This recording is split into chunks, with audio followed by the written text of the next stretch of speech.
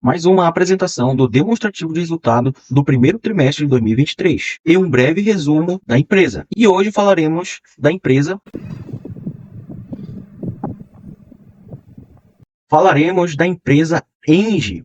É uma empresa do setor elétrico focada na geração de energia. Hoje a ENGIE conta com geração hidroelétrica, geração eólica e geração fotovoltaica. A principal fonte de sua receita é através da geração hidroelétrica. Porém, ela vem aumentando sua exposição a gerações de energia limpa, ou seja, renovável, através das fazendas de geração fotovoltaica e através dos seus parques de geração eólica, que são esses cataventos gigantes. A ENGIE é uma empresa privada e detém diversas hidrelétricas espalhadas pelo Brasil. Feito esse breve resumo do que é a empresa, vamos ver o demonstrativo de resultado do primeiro trimestre de 2023. Aqui dentro do demonstrativo de resultado, vamos ver o que aconteceu com a empresa nesse primeiro trimestre de 2023. Bom, alguns destaques. Em fevereiro, ocorreu a energização do último trecho do sistema de transmissão Gralha Azul e a conclusão da implantação e energização do sistema de transmissão Novo Estado. Peraí, tu não falou que é uma empresa de geração? Sim, a sua maior fonte de receita é da geração, porém ela tem alguns pontos de transmissão também. Agora, voltando para a geração renovável, veja que em março, a primeira unidade geradora do conjunto eólico Santo Agostinho entrou em operação. Isso no Rio Grande do Norte. Outro ponto que o acionista gosta muito, houve aprovação pelo Conselho para uma distribuição complementar de dividendos referente aos exercícios de 2022, onde o montante a ser distribuído vai pagar R$ 1,78 por ação. E a data ex-dividendos foi no início de maio. Como eu falei no início da apresentação, a ENGIE é uma empresa que tem representatividade em todo o território nacional. Veja que 76% da empresa está focada na geração de energia hidroelétrica. Mas além disso, ela tem transmissão. São mais de 2.000 quilômetros de linha de transmissão em operação e 6 subestações próprias. Além disso, ela também tem mais de 4.000 quilômetros de gasoduto em operação na região sudeste, norte e nordeste. Para você ter uma noção do que é essa linha azul aqui ao redor do Brasil. São quase 5.000 quilômetros. Falando em investimentos e expansão, o projeto eólico em construção no Rio Grande do Norte está com um avanço físico de 52%, onde hoje contam com 70 aerogeradores. E o início das operações iniciou agora, no primeiro trimestre de 2023. Já na parte de transmissão, a ENGIE ganhou um prazo de concessão aí de 30 anos, onde o prazo do início de operações deve se iniciar em março de 2026. Como você pode ver, são investimentos e implantações de longuíssimo prazo. E temos mais parques eólicos sendo implantados na Bahia, nas cidades de Campo Largo, Umburanas e Serra do Assuruá, onde o início das operações seriam iniciadas no segundo semestre de 2024, onde teremos 188 aerogeradores. Em Açu, Rio Grande do Norte, temos a implantação de um projeto fotovoltaico, onde a geração de energia através dos raios UV. Início da construção se iniciará no terceiro trimestre de 2023, entre julho e setembro. Resumindo, os projetos em desenvolvimento: conjunto eólico no Rio Grande do Norte, junto com conjunto fotovoltaico. Na Bahia, dois conjuntos eólicos e 2 conjuntos fotovoltaicos. São 6 grandes projetos em andamento. Com certeza, a ENGIE, apesar de ser uma gigante do setor elétrico, busca cada vez mais expansão e aumentar sua receita, e migrar para a energia renovável. Agora, falando em desempenho financeiro, a evolução do lucro líquido da empresa é notável. Veja que uma relação entre o primeiro trimestre de 2022 e o primeiro trimestre de 2023,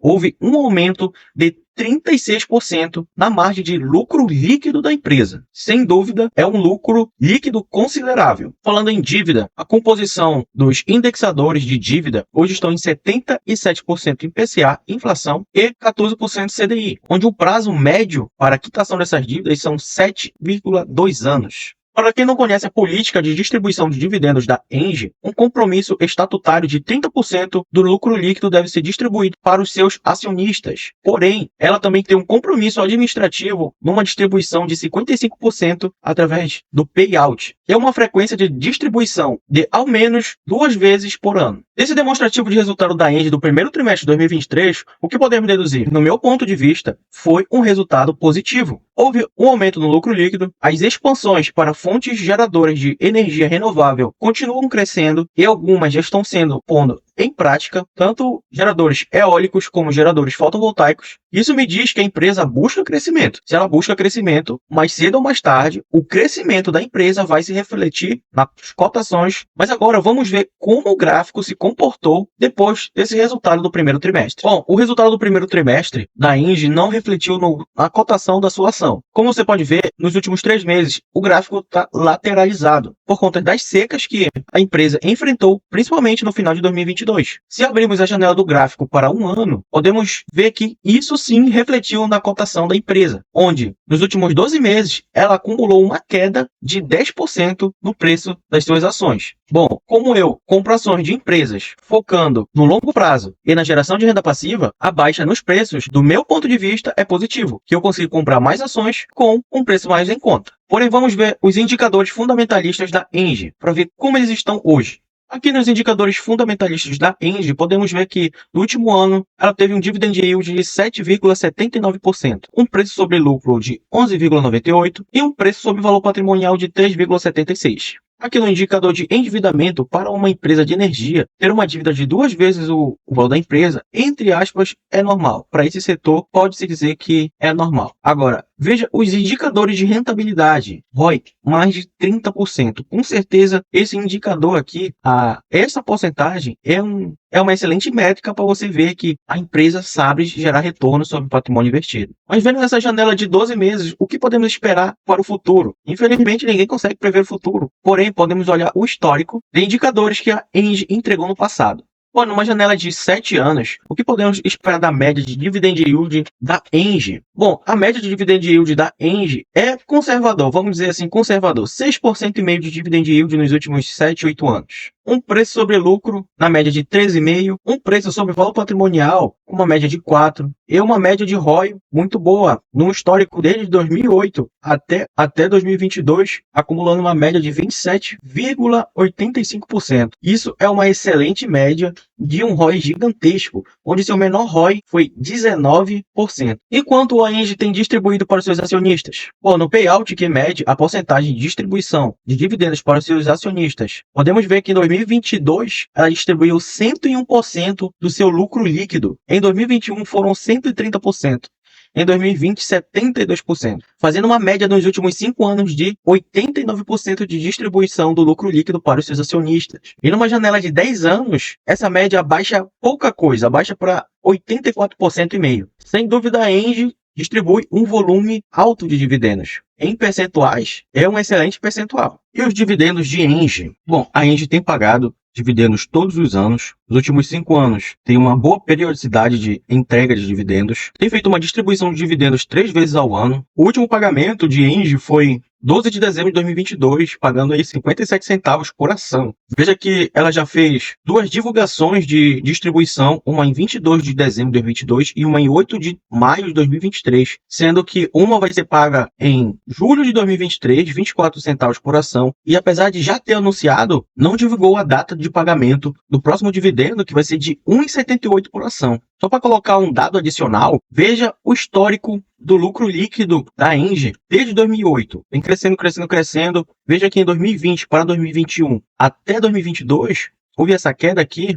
Eu acredito que tenha sido por conta das secas ocorridas nesses 2 últimos anos, que fez com que diminuísse muito a capacidade de geração de receita através da geração de energia hidroelétrica da Engie. E por isso também isso se refletiu na cotação da ação da Engie, que no último ano ficou negativa em 10%. É uma boa empresa, vem crescendo todos os anos, o dividendo distribuído tem recorrência, está no setor perene, é por isso que ela está na minha carteira. Então, como eu encontrei meu preço teto para essa empresa? Bom, é só você acompanhar o resultado na tabela que criei. Aqui na tabela vemos que nos últimos 8 anos, ela distribuiu um valor médio de R$ 2,18 por ação. Como eu encontro o meu preço teto para essa empresa? O cálculo para encontrar o preço teto é uma multiplicação e divisão simples, onde você multiplica 100, que é o fator porcentagem, vezes a quantidade média de recebimento por ação, dividido pela porcentagem que você quer receber anualmente de dividend yield. No meu caso,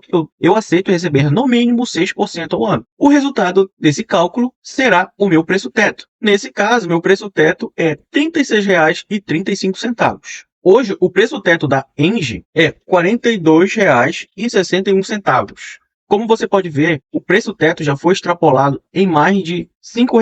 No meu caso, que compro essa empresa focando em dividendos, infelizmente ela já atingiu meu preço teto e hoje eu não faço mais compras desse papel. Porém, eu não as vendo. Por ter uma boa quantidade de ações de Engie, eu recebo um bom dividend yield anual, em termos percentuais.